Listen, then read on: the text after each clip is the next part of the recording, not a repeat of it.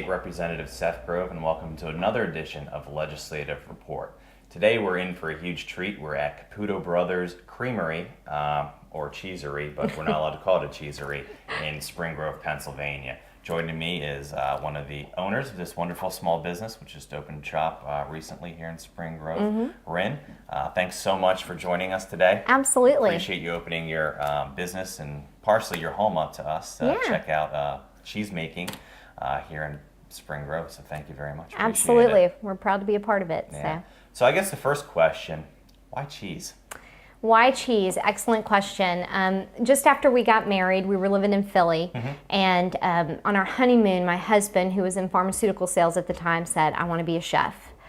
And I said, okay. So we came back to Pennsylvania, and we started researching culinary schools, and we found one in Calabria in Italy, right on the toe and right on the water. And my husband said, let's do it. And so even though neither of us really had a good culinary background, we were good cooks, we packed up everything, quit our jobs. I was a senior manager at Johnson & Johnson at the time, and off we went to Italy for 6 months. And during that time, we learned to do a lot of things, from making pasta to gelato to cheese. And even still, we loved it, we really enjoyed it, we thought it was an eye-opening experience, but it wasn't until we came back to the States that we realized that the cheeses that we had fallen in love with while we were in Italy just didn't exist here. And even if they existed in name, they didn't exist in flavor. And so we were in Virginia, we started working with a local dairy there, just at home to make cheeses for our family to eat. And we just, eventually got to the point where they said, would you be our cheesemaker? And we said, well, we don't know. We're just doing it for ourselves. And so we started doing more research. We started attending more training. We went back to Italy, worked with some master cheesemakers, and then identified that we really wanted to do this.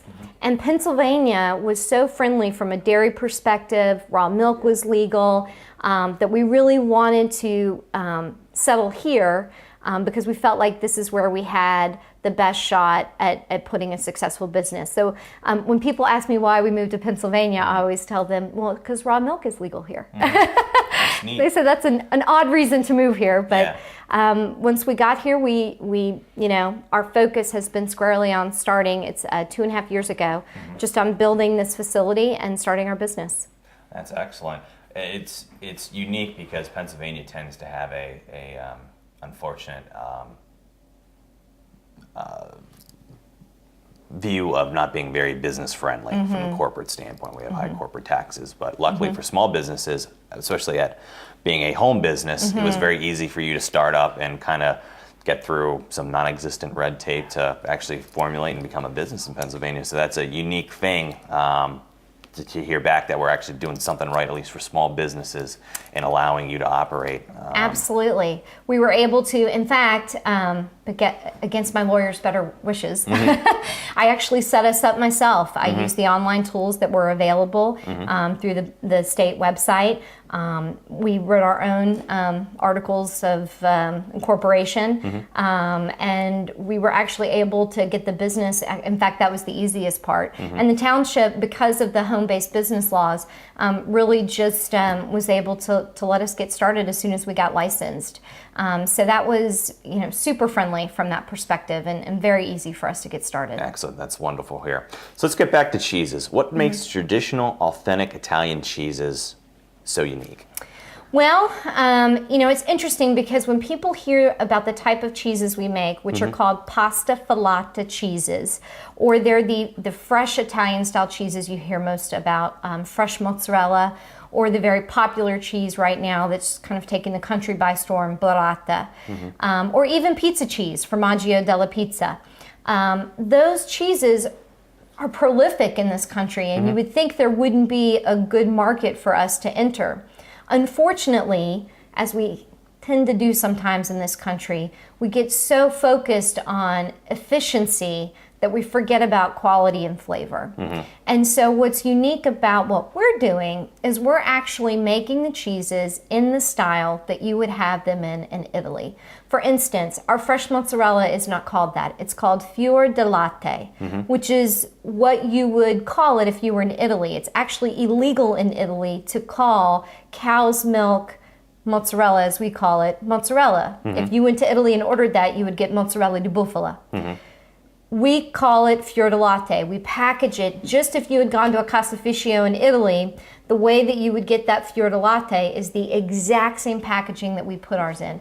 Not that we're trying to be a copycat. What we're trying to do is pay homage to what we feel like are people who've perfected the process. And even though it's more expensive for us to do that, people, I think now more than ever, are more interested in having quality food that tastes good, and that's really what sets us apart. Yeah, that's incredible that you're bringing all that Italian mastery of a cheese over here and creating it in Spring Grove, Pennsylvania. So that's very unique. Yeah, our most common comment that we get from people when they taste our cheese is, "Oh my gosh, I've never tasted fresh mozzarella before, or certainly nothing like this." And the analogy I use with people is most of the fresh mozzarella in this country is made using just milk and vinegar or citric acid. It would be akin to someone trying to sell you wine and saying it's grape juice with vinegar. Well, that's not wine. That's just grape juice and vinegar. What we're actually doing is taking milk, a local milk, and we're adding cultures which ferment that and make it into an actual real cheese. So that's why it tastes so different, is because we actually follow an actual cheese making process as opposed to just creating something that looks like cheese but isn't really. Yeah. Now, Pennsylvania, where our number one industry is agriculture, actually ATM, agriculture, tourism, and manufacturing are our top three. Obviously, you came here because raw milk is still legal, which obviously helps you in cheese making. What other relationships did you look at when coming into Pennsylvania to help you decide to come here based on that? Agriculture is so vital in Pennsylvania. Well, specifically this location drew us in because even though Lancaster County, I think, is often thought of as the dairy area, York County is also a huge dairy area. And, my thought was, because there are so many dairies in this area, and a lot of them, quite frankly, are struggling with their fluid milk, or even looking at passing that on to a new generation. And my thought was, if we could come here, find some dairies that we could partner with, and actually show them how they could increase their fluid milk price into the price of cheese, where now for some of the American artisan cheese, you're looking at $35 a pound. Wow. So that's a significant change in their business. And we looked at this area, the amount of dairies that were in this area, and because it's kind of a hub to a lot of different metropolitan areas, we felt like this area was ripe for what I'm calling the start of the York County Cheese Trail. Awesome. So that was really, what drew us in here. And like we've worked with the folks in York, with the tourism board there. They're interested in building a cheese trail through here. And, someday my hope is that when people are talking about artisan cheeses from Pennsylvania, they don't say, "Oh, is this from Lancaster?" They go, "No, this is from York." Yeah. So that's neat. That's really what we felt like was going to be a good fit for us here. And it's unique because obviously wine and cheese go very well together. Absolutely. And our tourism bureau set up a wine trail. Absolutely. So that might be a nice stop along the way. Get your wine on the wine trail and stop and taste some cheese with your wine. So that's unique to bring that together. So obviously we're here in your kitchen. You want to eventually are currently doing some public classes to try to teach them how to make cheese and maybe hopefully some Italian cooking as well, maybe down the line. In the future, absolutely, yeah. And most of it's focused on Italian, but we actually even do a class called 10 Things Your Mother Never Taught You Because She Never Knew. Because what we learned in culinary school was there's a few little things here or there And we apply this to our cheese when we're actually out demonstrating cheese, because surprisingly there's even a lot of chefs out there who don't know the difference. And so much of what we're trying to do is just educate people on food actually doesn't have to be more expensive or, you know, elaborate or fancy. It just needs to be fresh and well cared for, and it tastes so much better. And so that's what our focus really here to do. You know, cheese is kind of leading the charge with that, but like you said, we also want to educate people on how they can make some simple changes in their life. Like perfect example is, you know, the shredded Parmesan cheese that you get at the grocery store. In the giant bottles, yeah. Right, and then actual Parmigiano Reggiano. What I do with a lot of people is I do a side-by-side taste testing, and they're blown away by how much better the Parmigiano Reggiano tastes. They can't believe it. And what I say to people is the amount of cheese that you would have to put on your plate to get the same flavor profile that you get out of the Parmigiano, just a little bit, they actually cost the same. But people aren't willing to do, you know, I think we've just kind of trained ourselves into this mentality of buy bulk, it's better. Yeah, or, you know, what do I have the coupon for? You know, you hear about all these coupon frenzies that people have, and, you know, really what we're trying to educate people on is a lot of times, even if something looks like it's more expensive, because of the flavors that you can generate out of that and how much less you need to use, they actually cost the same in the long run. Yeah. How does that roll into a healthy living style, cooking healthy? Obviously, cheese is pretty fatty, and people like to go for the low-fat, tasteless cheese. How does that play a role in all of this? You know, it's an interesting question because, so the analogy I used earlier, let's talk about the store-bought fresh mozzarella as opposed to ours. So your body, every time you drink a glass of milk, makes cheese. You can see this in a baby. If you've ever seen them take a bottle, and then afterwards they spit up a little bit, they have kind of these solids and this liquid. That's curds and whey. We do the same thing, even as adults. We drink a glass of milk, there's bacteria in the milk and in our stomachs that converts that lactose into lactic acid. That's why some people are lactose intolerant. We actually break that into, we have an enzyme that breaks that into curds and whey so that we can digest that. If you take a ball of store-bought mozzarella, because I have people who are more health conscious saying to me all the time, Ren, I eat cheese and it just sits there. Well, that's because it's this processed cheese. You put that into your body, it's acidic, but it's still full of the lactose. Your body doesn't know what to do with it. It kind of sits there and plays around with it and is confused. Where our cheese, because it has been properly fermented, the lactose has been eaten up. Most people who are lactose intolerant can tolerate our cheese. We're actually short-circuiting the process, so your body, instead of having to worry about fats and all of this, we're actually telling it, we've already done the hard work for you. We've converted the lactose into lactic acid, we've broken it into curds and whey, and so your body would digest our cheese more quickly and in a more healthy way than it would if you were working with the processed cheese. Does that make sense? Yep. Yeah. Absolutely. Yeah. That's so wonderful. I get a little technical sometimes. No. But I think it helps people understand why, you know, even though if you looked at my cheese, it may be a few more dollars per pound, the effect that it actually has on you as you're eating it, not just from a flavor perspective, but also from a health perspective, is really beneficial. Yeah. So you're talking less cheese for more flavor. Yep. Which is calorie cutting. That's exactly right. And better for your body to digest, so it's just not sitting there in a one giant lump. That's exactly right. Processed. Your body process. That's right. Yes, excellent. Yeah. Well, with that, I'll tell you what, let's go check out your creamery and see how the big cheese makes his cheese. Okay, sounds great. Here we are in your creamery. So Ren, go over, how do we make cheese? Okay, so as you can see, it doesn't take a lot of space, which is the great thing about cheese. We actually have some that we started this morning. We just got this milk from Apple Valley this morning.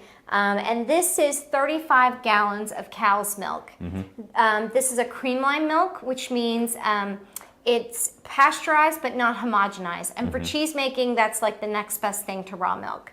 So they actually pasteurize it in the 160s, which is great for cheese making. You can't go over 175, so a lot of the ultra high temperature pasteurized milks wouldn't work for us. And then it's not homogenized, so it keeps that fat globule and those calcium and protein really, in good shape. And that's what we want to make sure we can get some good curds. This will be done in about another 6 hours. It takes us about 8 hours total. Another reason why people just add vinegar and citric acid, they can do the same thing in about 30 minutes. That takes me about 8 hours. So once this is converted from milk into curd, it looks like this. And this is our product called cagliata, which in Italian just means curd. We also sell fresh cheeses, but right now what we're finding is people are really interested. Again, a lot of people are getting into doing food themselves and cooking more at home. And what this does is it allows them to make their own cheese at home. And so I'm going to do a quick demonstration. It comes frozen, and then I've just taken a pound of frozen cheese and let it thaw overnight. And I'm just going to open this up here.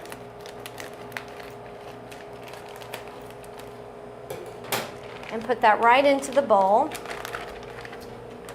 And so all I have set up here, let's scoot this over just a little bit, is this is what I call my fingertip bowl. And if you've never worked with 180 degree water before, that's definitely why you need it. It's just cold tap water, but it keeps your hands cool.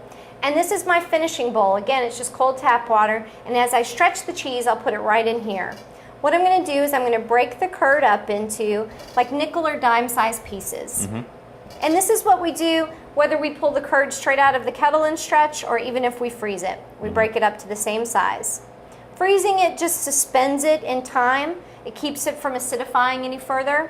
And it can keep in the freezer up to 6 months. So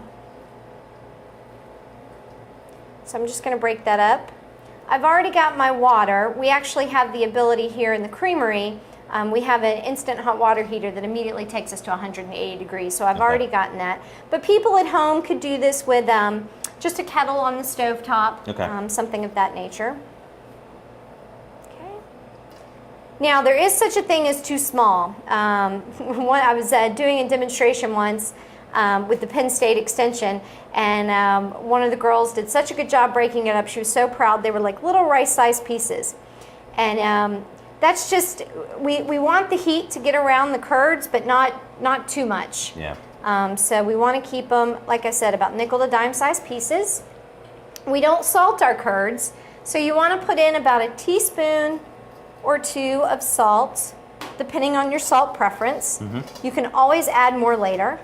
You just kind of mix that around. And in just a moment, this is going to go from being just simple curd to actual cheese that we can eat. I call this dinner in a show. So move these out of the way here and get my bucket of water. Now that's 180 degree water. 180 degree. You want to be between 170 and 180.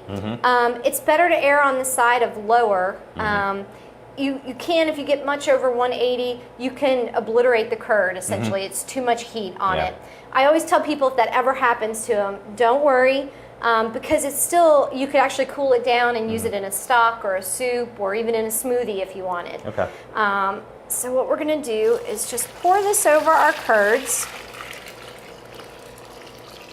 And this is exactly how they make it in Italy. Put that over there. You take just a regular household wooden spoon, and this is called melding. Not melting, melding.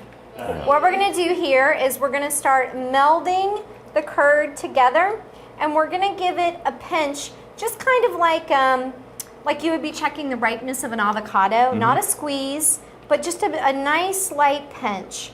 And what that does, we're not melting it, we're melding it. And you can see it'll start to stretch out on us. And the more heat that gets on that, the more it'll stretch. And the paddle just helps so you don't have to keep your hand down in the hot water. If your hand gets too hot, that's what this bowl is for. It cools it right down. Let that heat up just a little bit.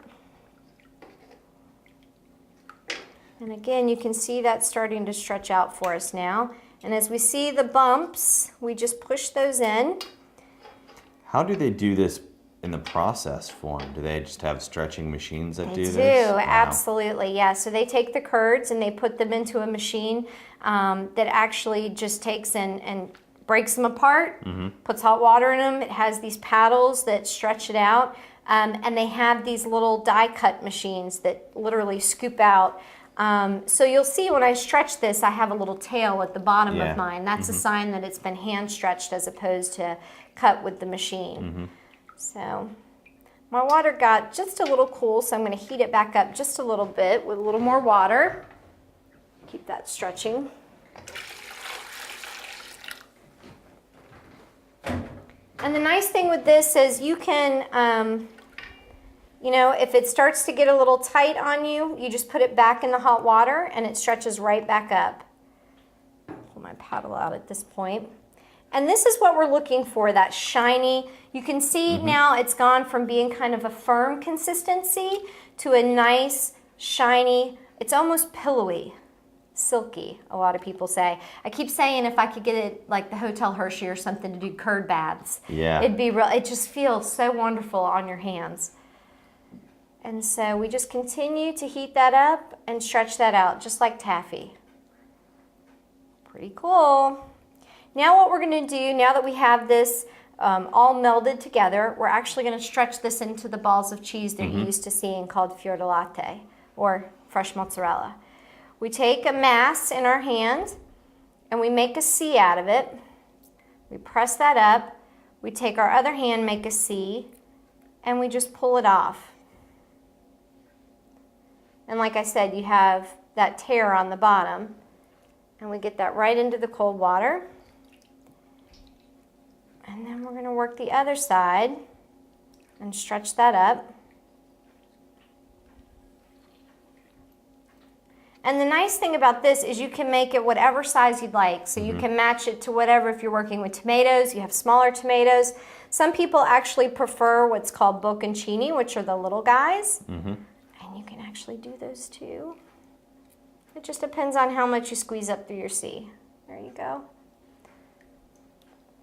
And in Italy, they make this into all kinds of shapes. They do knots, they do braids. We do what we call prezzarella because we are known for pretzels in this state. So I'll show you how cute that comes out. And we've had some hotels who've picked this up and they do it like at a reception. And they do the knot for tying the knot, which is cute. But even moms can take this and put this in a traditional string cheese if they'd want for their kids. Just got to keep it in that heat.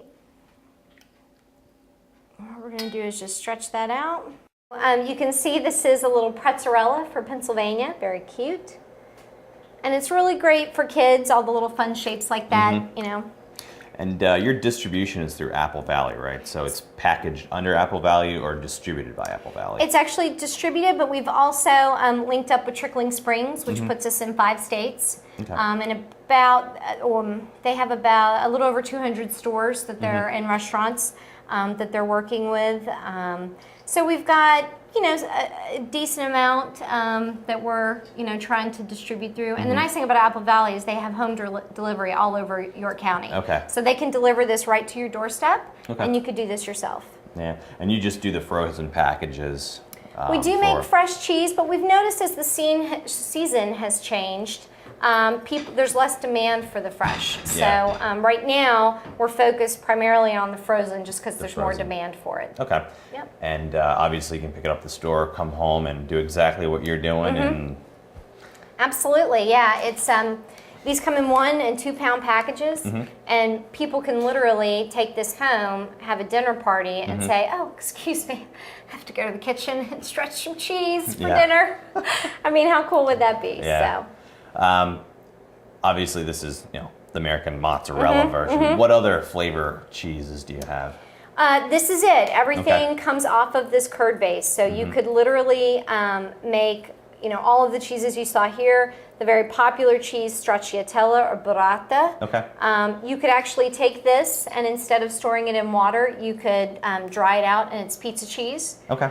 So pizza cheese actually was a byproduct of not very mozzarella that wasn't pretty. They would take what was left over and shred it up and make that for pizza. And then you can also make, there's a lot of Hispanic style cheeses that are becoming popular that are the exact same curd base. They adapted it from the Italians, as well as like provola, caciocavallo, scamorza. Those are all cheeses that are becoming more popular and people could make right from the same curd. Awesome. Well, unfortunately, we are almost out of time. So if anybody wants interested in cooking classes or learning how to make cheese or wants to know more, how will they get a hold of you? CaputoBrothersCreamery.com. Excellent. Love the website. Fast and easy, right? There you so go. Thank you again, Rin, for all your help, opening up your business to us and showing how ingenious York County residents are in starting their own business. Thank you very much. Wonderful to have you in the district. And for more information on this show, if you have any questions, contact information will be shown afterwards. Thanks again for tuning in for another edition of Legislative Report. I'm State Representative Seth Grove, and we'll see you next time.